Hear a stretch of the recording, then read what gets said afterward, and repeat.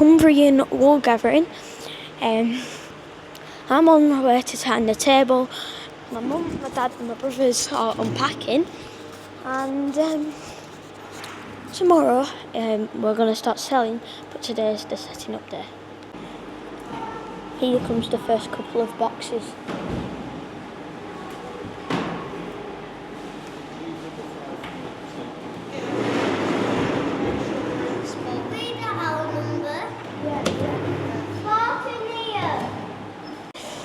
Yes, we're still unloading.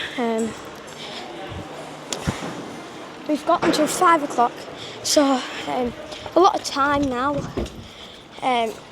But fingers crossed we can get it done. I don't really think Dad's enjoying this. We're all nearly set up now. Hopefully I can interview some people in a bit on the camera, but for us tomorrow. So let's see what happens. Right, so we're nearly done now. The soul's looking really nice. Behind we have what we call world gift, and they will be down here because we're still setting up and we've not fully discussed it. We are also doing a prize draw.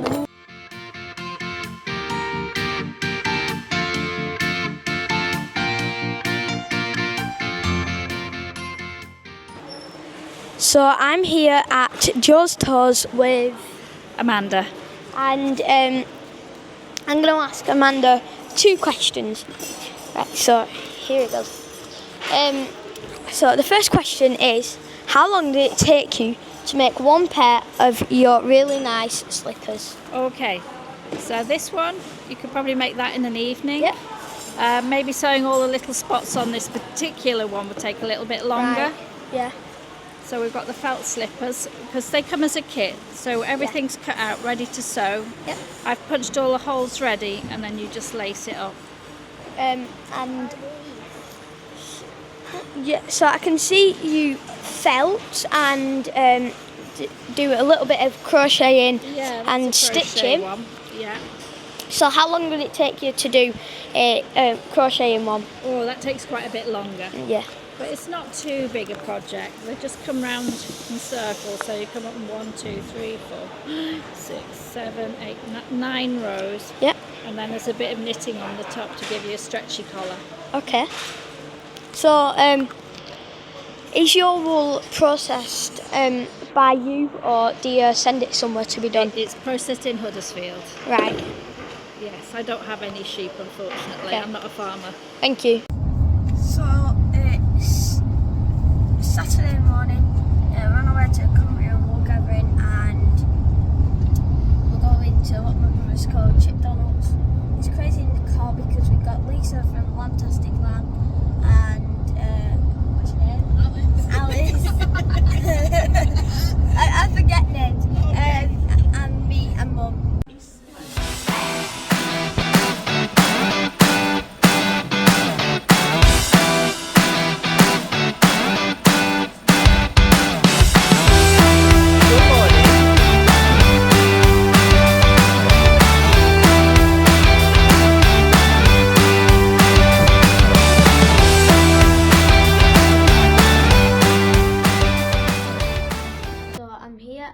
Lisa's crochet course, and I'm learning how to crochet, so it's been really good. And how long is your chain? Let's have a look.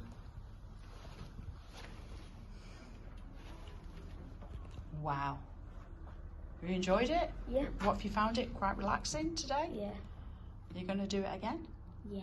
Lovely.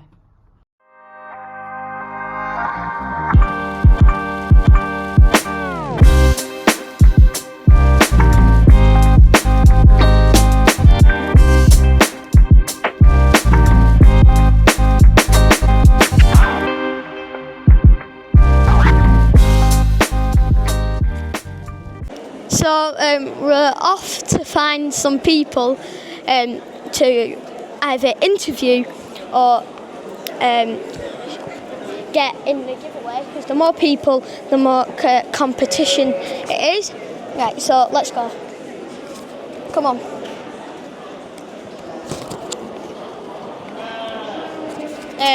Blue-faced Leicester with a really nice lamb.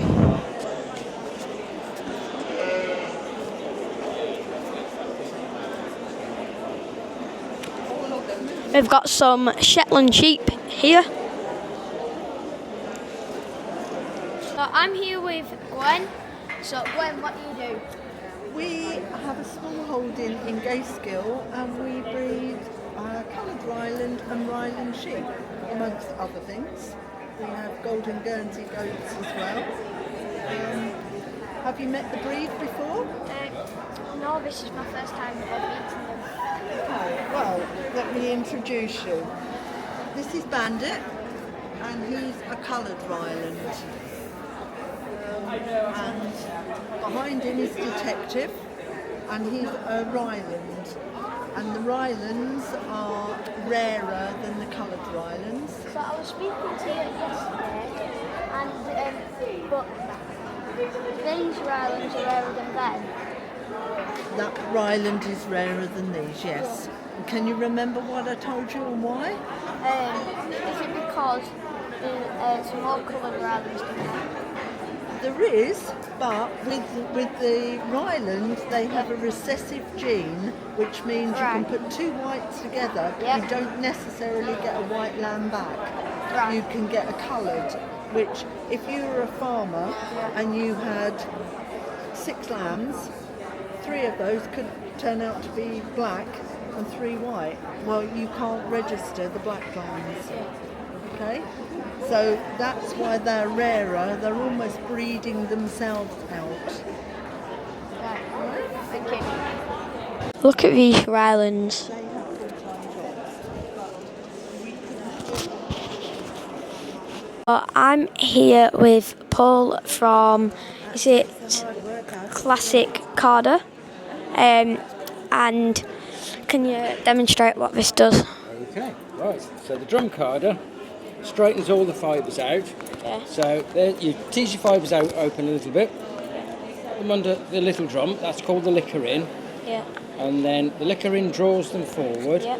And then places them onto the storage drum, which is the big drum at the back, and it lines all the fibres up because this is going slower than that one. Does it hurt if you get sparked by it? They're not too sharp, they're not like pins, but they would damage your fingers if you put them underneath and then turned it. But they're not like needles or anything like that, so they're not too sharp. But you do need to be a little bit careful with it. And that's how it works, it just lines them all up. And then you peel the bat off, you get the doffer, which is one of those tools there, and you peel the bat off, and you end up with that. That's what we then, this is a very thin one, because we haven't got a lot of fibre on that, so it'd be really thick. If we filled it right to the top, you get that much fibre off it. And that's then what we call a bat, and that's then ready for spinning and felting. And as you can see, all the fibres are all lined up, all in the same alignment. Do you like doing this, and is it fun for you? I would love doing it, yeah. So I do all the woodwork, but I love doing the shows because I like to meet all our customers. And a lot of them, we sold 2 years ago, and they tell me how they're getting on with their card, or if they've got questions, we can answer all their questions. Eh? I love doing it. Thank you. Okay. So I'm here at Yorkshire Blankets with Fran. And Fran, what do you do? So we sell mostly made blankets, so we use all the yarns that would have otherwise gone into landfill. So we contact mills right around Yorkshire, and if they've got any bits left, they weave it together for us. So no control of the colours we get, just whatever is left over. Okay. Have you had a good show so far? We have, it's been nice and busy, lots of people looking, and we did a wool workshop yesterday as well. So we had 13 ladies who came and made a rag wreath to take home with them, so they all seemed to enjoy that. And so you make clothes as well. Is that the same as the blankets too? Yep, so those are basically, we just make those from the blankets. So we just have a couple of seamstresses who work with us who make up all our sewn bits, and nothing goes to waste. So any offcuts we get from making any of our items either go into the wreaths or the teeny tiny bits go into our foot puffs. Thank you. This carpet company grew from a successful yarn spinning project set up to find a good use of Herdwick wool. Herdwick sheep are a rare breed found particularly on Cumbrian fells in Lake District. Here at the fleece stand. The Gathering run a fleece stand where you sell unprocessed fleece, and this can be bought by anyone, usually spinners, weavers or felters.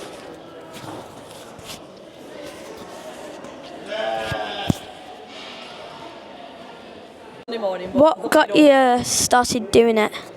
So about 5 years ago, I went to a show a bit like this, and I saw a really big macrame piece, and I really liked the look of it, and I thought that's what I'd like to do. So I started teaching myself, and now I make all these kits. And now our house looks just like this, except it's not as tidy. Right, so I am here with Debbie. Hugh. I can see from the Ribble Valley, but which part of the Ribble Valley? So we live in Longridge, Yeah. Which is just outside Preston. and we make macrame kits and macrame pieces. Okay. And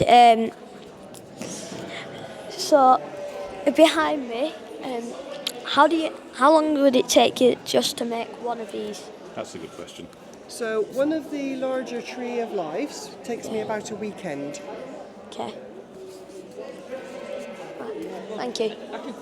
Where do you sell it? Because we sell it in Mella. Okay, so I sell on Etsy Yeah. and through Facebook and Instagram, Yeah. but mainly we do most of our selling through shows like this, and we go all over the northwest of the country to places like Skipton and Bakewell and Buxton, and of course here at the Junction 36. So do you follow the wool gathering around everywhere it goes? Or- Not wherever it goes, but we do go to a lot of the shows, Okay. yes. Thank you. Has finished, so we're going home now.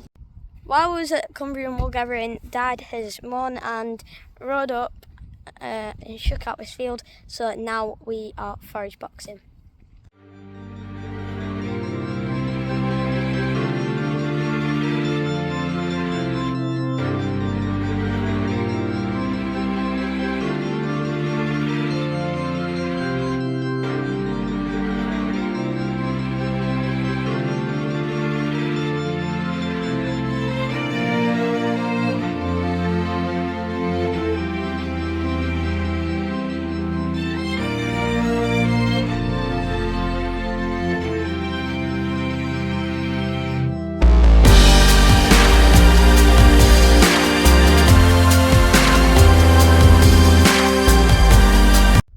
So Dad was filming from in the cab, so hopefully he did a good job.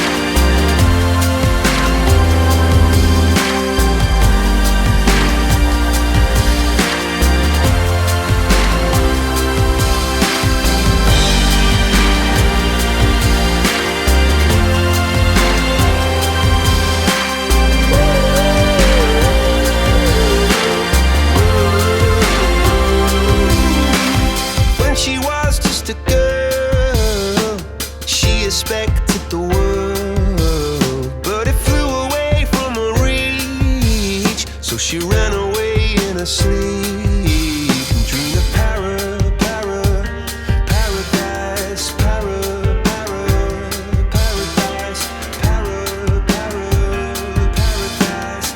Every time she closed her eyes.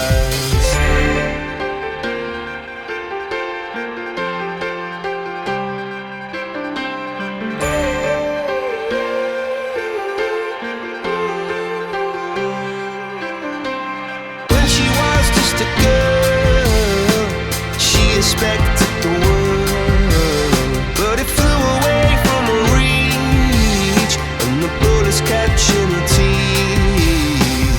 Life goes on, it gets so heavy, the wheel breaks the butterfly. Every tear a waterfall.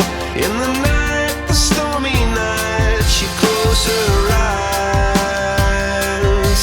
In the night, the stormy night, away she flies. A dream of paradise, paradise,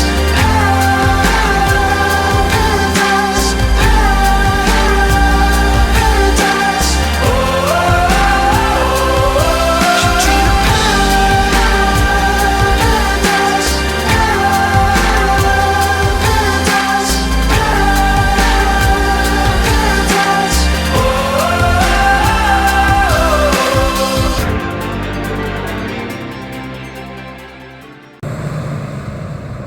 It's Tuesday morning. Grandad and Dad are doing silage. Dad's going to get another load and fill the silo tank up.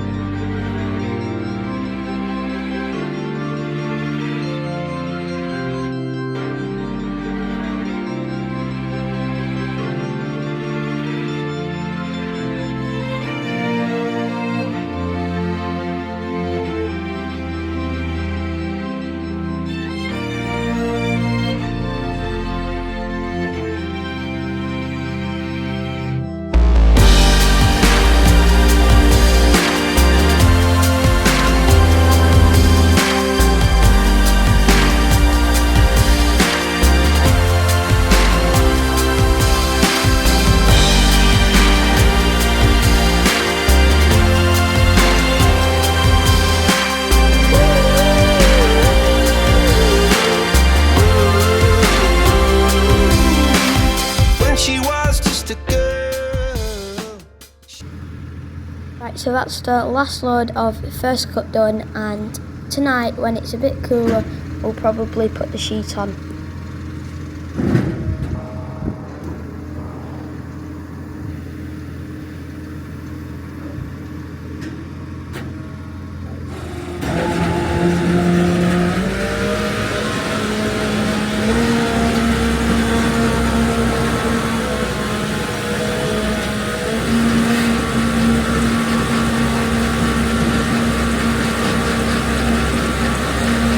He's taking every last bit out because what gets left in will go mouldy for second cut.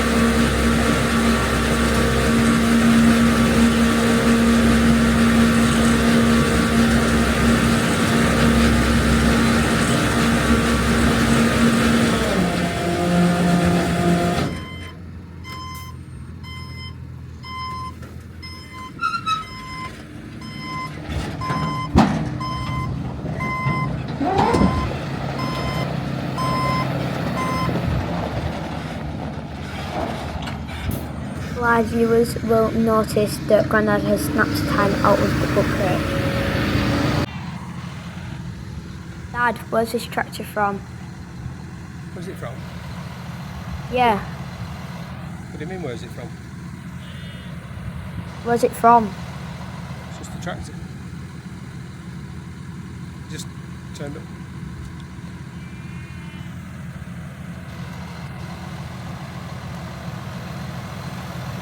Can't really do green on this farm. It's a John Deere 6R155. Turns out Dad just borrowed it because it's already got the roller on. So if you watched the previous video, it was reseeding this field, and it was too wet to roll at the time that we did it, so now that it's drier we're rolling it. In here there's quite a lot of stones that need rolling in. Now it's gone dry, rolling it will help retain moisture in the soil.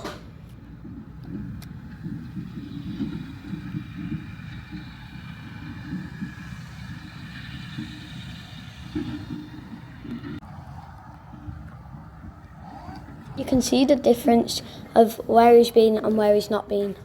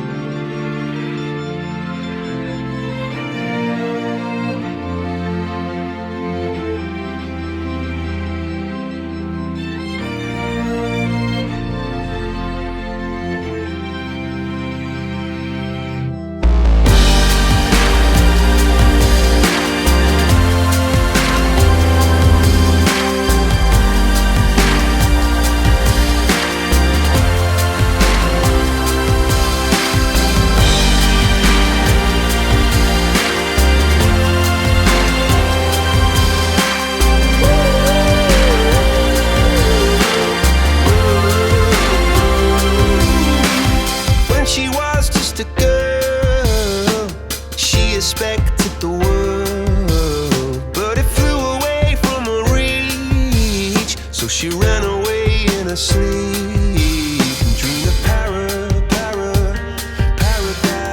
paradise.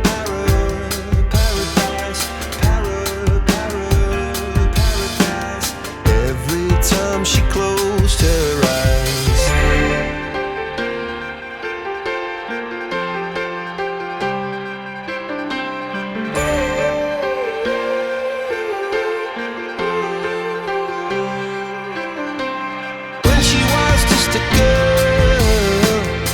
Expected the world, but it flew away from her reach, and the bullets catching her teeth.